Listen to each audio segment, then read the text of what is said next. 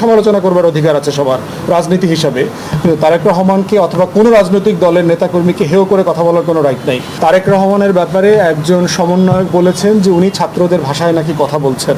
প্রশ্ন হচ্ছে, দেশের সবচেয়ে গুরুত্বপূর্ণ রাজনৈতিক দলের সবচেয়ে সিনিয়র নেতার ব্যাপারে কথা বলার ক্ষেত্রে সবাইকে খুব সতর্ক হতে হবে। হাসনাত আবদুল্লাহ থেকে শুরু করে সকল ছাত্র সমন্বয়ককে বলছি, তোমাদের এই আন্দোলনের সাথে তোমরা 3 সপ্তাহ আন্দোলন করো নাই। এই আন্দোলন বাংলাদেশের গণতন্ত্রকামী মানুষ গত 17 বছর থেকে করেছে।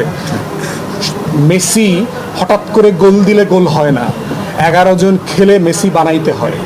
অতএব তোমরা যদি মনে করে থাকো তোমরা 3 সপ্তাহে মেসি হইছো, তোমরা 3 সপ্তাহে রোনাল্ডো হয়ে গেছো, তোমরা বোকার স্বর্গে বাস করছো।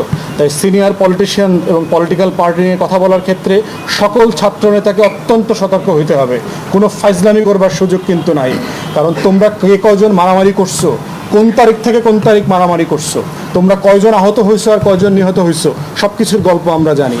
তাই তারেক রহমান সম্পর্কে অবশ্যই সমালোচনা করবার অধিকার আছে সবার রাজনীতি হিসাবে, কিন্তু তারেক রহমানকে অথবা কোনো রাজনৈতিক দলের নেতাকর্মীকে হেয় করে কথা বলার কোনো রাইট নেই। কিন্তু এর মানে এটা না যে কোনো রাজনৈতিক নেতাকর্মীর সমালোচনা করা যাবে না।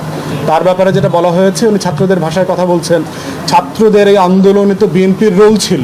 বিএনপির মহাসচিব বলেছেন যে এই জুলাই আগস্টের গণহত্যায় বিএনপির 200-র উপর নেতাকর্মী মারা গেছে। তো ছাত্রদের ভাষায় কথা বলা মানে এটা কী ধরনের কথা? তত আমরা মনে করি যে কথা বলার ক্ষেত্রে সতর্ক হইতে হবে।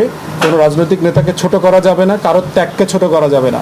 মাদ্রাসারও শত শত মানুষ শহীদ হয়েছেন, কওমি মাদ্রাসার, আলিয়া মাদ্রাসার, জামাতের, শিবিরের, হেফাজতের, প্রত্যেকের অবদানকে শ্রদ্ধার সাথে স্মরণ করতে হবে আমাদের এই আন্দোলনে।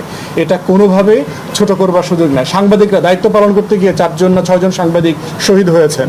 তো অতএব প্রত্যেকের অবদানকে গুরুত্ব সহকারে দেখতে হবে। একক কোনো ভিত্তির উপরে আন্দোলন হয় নাই, এটা যেন সবার মনে থাকে। এই আন্দোলনটা সারা বাংলাদেশ মিলে আন্দোলন করেছে। 3 সপ্তাহে 3.5 জন এসে আন্দোলন করে নাই।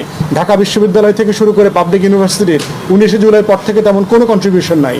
এই আন্দোলনটা ক্যারি আউট করেছে প্রাইভেট ইউনিভার্সিটি, জাতীয় বিশ্ববিদ্যালয়ের ছেলেমেয়েরা এবং মাদ্রাসার ছাত্ররা। অতএব সেই আন্দোলনের ব্যাপারে সবাইকে অবদানের জায়গাটা শেয়ার করতে হবে এবং সবাইকে ন্যায্যতার ভিত্তিতে সম্মানের সাথে আন্দোলনের শেয়ার দিতে হবে। আমরা মনে করি এর বাইরের অন্য কোনো আলোচনাটা আমাদের সবার জন্য সুখকর হবে না।